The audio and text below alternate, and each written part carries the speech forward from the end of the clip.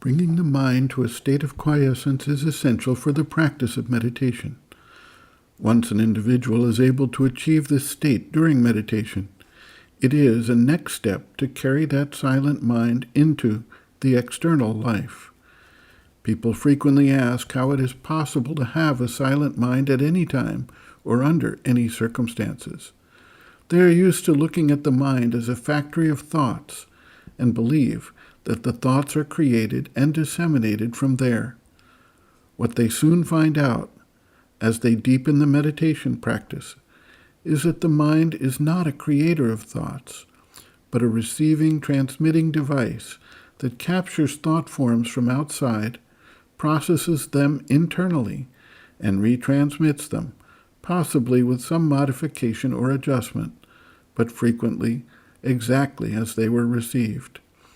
This insight makes the attainment of the silent mind feasible and something the seeker can accomplish through systematic use of one of the proven techniques.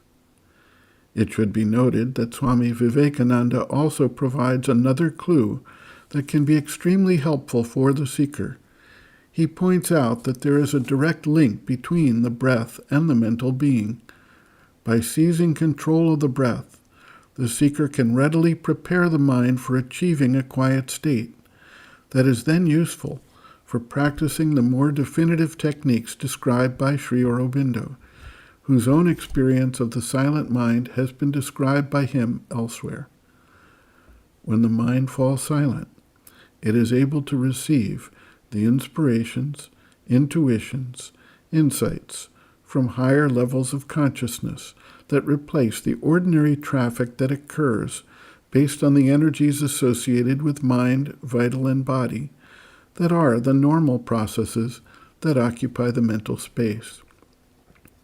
Sri Aurobindo observes, quote, "If the difficulty in meditation is that thoughts of all kinds come in, that is not due to hostile forces, but to the ordinary nature of the human mind. All sadhaks have this difficulty, and with many it lasts for a very long time. There are several ways of getting rid of it. One of them is to look at the thoughts and observe what is the nature of the human mind as they show it, but not to give any sanction, and to let them run down till they come to a standstill. This is a way recommended by Vivekananda in his Raja Yoga. Another is to look at the thoughts as not one's own, to stand back as the witness Purusha, and refuse the sanction. The thoughts are regarded as things coming from outside, from Prakriti, and they must be felt as if they were passers-by, crossing the mind space with whom one has no connection, and in whom one takes no interest. In this way it usually happens that after a time the mind divides into two, a part of which is the mental witness watching and perfectly undisturbed and quiet, and a part which is the object of observation, the Prakriti part, in which the thoughts cross or wander.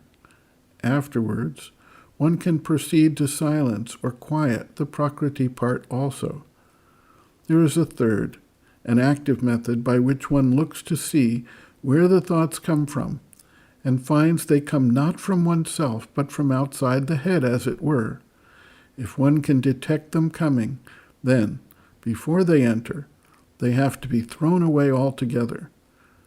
This is perhaps the most difficult way, and not all can do it. But if it can be done, it is the shortest and most powerful road to silence." End quote. Reference, Sri Aurobindo, Bases of Yoga, Chapter 3, In Difficulty, pages 40 to 41.